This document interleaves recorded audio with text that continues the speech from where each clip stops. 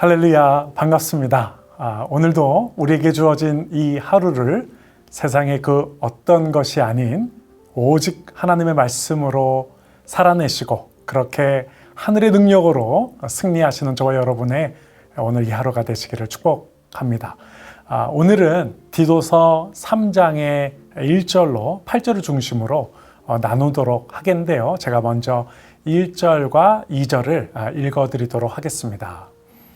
너는 그들로 하여금 통치자들과 권세 잡은 자들에게 복종하며 순종하며 모든 선한 일 행하기를 준비하게 하며 아무도 비방하지 말며 다투지 말며 관용하며 범사의 온유함을 모든 사람에게 나타낼 것을 기억하게 하라. 아멘. 앞서 지난 이틀 동안 묵상하신 것과 같이 디도서는 그레데 섬의 복음의 정착을 위해 사도 바울이 자신의 사랑하는 동역자인 디도를 그 섬에 남기면서 그레데인들을 대상으로 어떻게 복음을 전해야 할지 그 구체적인 지침을 나누는 서신서입니다.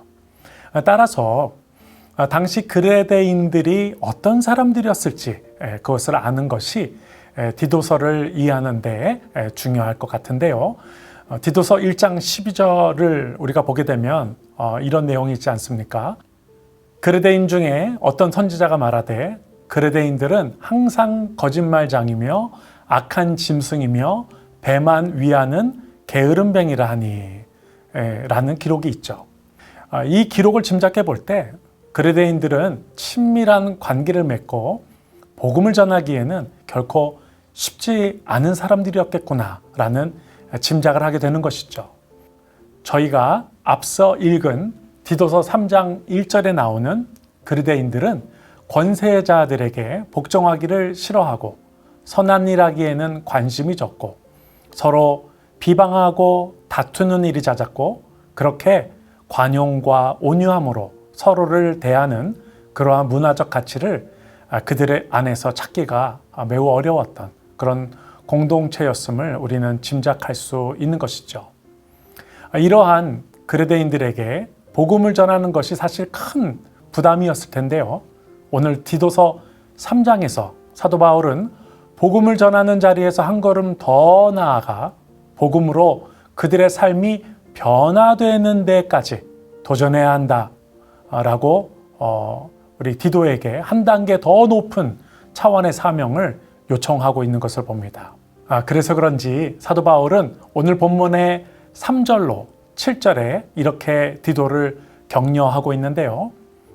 우리도 전에는 어리석은 자요 순종하지 아니한 자요 속은 자요 여러 가지 정욕과 행락의 종노릇한 자요 악독과 투기를 일삼은 자요 가증스러운 자요 피차 미워한 자였으나 우리 구주 하나님의 자비와 사람 사랑하심이 나타날 때 우리를 구원하시되 우리가 행한 바 의로운 행위로 말미암지 아니하고 오직 그의 긍휼하심을 따라 중생의 씻음과 성령의 새롭게 하심으로 하셨나니 우리 구주 예수 그리스도로 말미암아 우리에게 그 성령을 풍성히 부어주사 우리로 그의 은혜를 힘입어 의롭다 하심을 얻어 영생의 소망을 따라 상속자가 되게 하려 하심이라. 아멘. 그렇습니다. 우리도 과거에는 그레데인과 크게 다를 것이 없이 하나님 앞에서 죄와 불순종으로 하나님과 원수된 인생을 살던 사람들이었다라는 것을 상기시키면서 동시에 사도 바울이 정말 강조하면서 디도를 격려하고 싶었던 것은 과거 그레데인들과 같았던 우리가 이제는 복음의 능력과 성령의 도우심으로 하나님의 거룩한 복음을 전하는 자로 변화받지 않았냐라는 것이죠. 오늘 사도 바울의 메시지처럼 복음은 우리의 삶을 변화시키는 그 원인과 능력이 되는데요.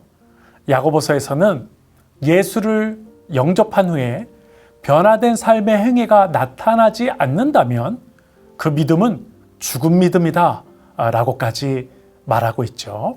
그렇게 복음과 변화된 삶, 마치 어떤 원인과 결과처럼 이 복음과 변화된 삶이란 것은 결코 떼어놓고 말할 수 없는 것인데요. 복음과 변화된 삶, 이 사이에 또한 빠질 수 없는 것이 바로 자기 부인이라는 성화의 과정인 것입니다. 갈라디아서 2장 20절의 말씀처럼 이제는 내가 사는 것이 아니고 내 안에 그리스도로 사는 것이다 라는 이 성화의 과정은 많은 성도들에게 좀 다소 부정적이고 좀 감당하기 힘든 그런 영적인 훈련처럼 여겨지기도 하는데요. 저는 오늘 조금 다른 차원에서 자기 부인의 개념을 좀 묵상하고 또 나누고 싶은데요. 성경에서 자기를 부인한다라는 것은 곧 거룩한 치유를 말하는 것이고 저와 여러분이 가장 아름다운 창조의 형상으로 회복되는 것, 바로 이것을 의미하고 있다고 저는 믿습니다.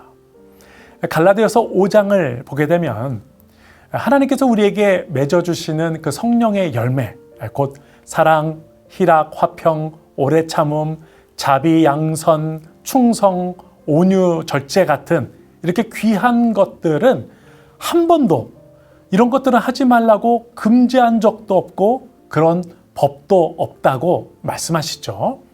그건 어떤 의미일까요?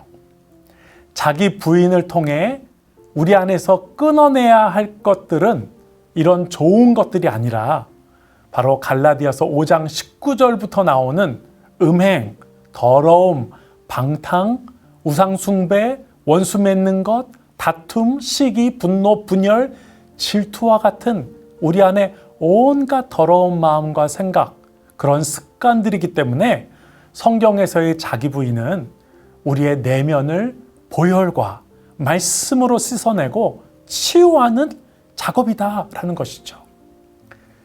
나를 병들게 만들고 아프게 만들었던 모든 죄악의 바이러스들을 내 안에서 몰아내는 것이기 때문에 기독교 신앙의 자기 부인은 우리를 치유와 회복을 거쳐 결국 변화된 삶의 모습으로 인도하고 그렇게 내 이웃과 세상도 치유하는 능력이 된다는 것입니다. 나는 죽고 우리 안에 있는 예수의 성품, 곧 성령의 열매, 사랑, 희락, 화평, 오래 참음, 이러한 것들은 다 관계에서 필요한 것들 아닙니까? 내가 혼자 무인도에 살면은 이런 것들이 필요 없죠. 바로 성령의 열매는 우리를 치유할 뿐더러 우리가 갖고 있는 모든 관계를 치유하고 회복하는 그런 바로 치료제이기도 하다는 것이죠. 바로 이것이 오늘 디도서 3장에서 말하고 있는 복음의 능력이고 우리가 결코 변화된 삶을 향한 도전을 포기할 수 없는 바로 그 이유라는 것입니다. 그래서 그런지 오늘 본문의 8절에 이런 말씀이 있습니다. 이 말이 미쁘도다. 원하건대 너는 이 여러 것에 대하여 굳세게 말하라.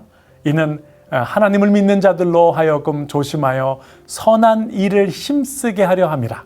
이것은 아름다우며 사람들에게 유익하니라. 아멘. 저는 성경을 읽을 때마다 느끼는 것이 예수님 믿고 이렇게 유익한 하나님의 말씀을 날마다 묵상하며 사는 내가 얼마나 축복받은 사람이며 이 은혜가 얼마나 감사한지 말로 다 형용할 수가 없는 것입니다. 오늘 디도를 그레데인들에게 보낸 것처럼 하나님의 말씀은 결코 나 혼자만 들어서는 아니 될 줄 믿습니다.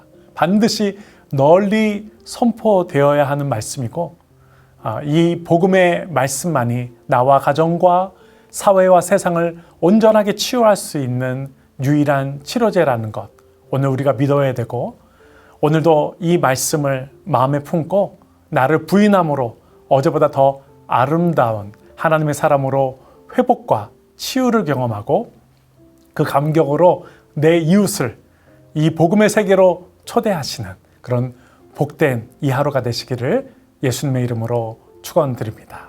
기도하겠습니다.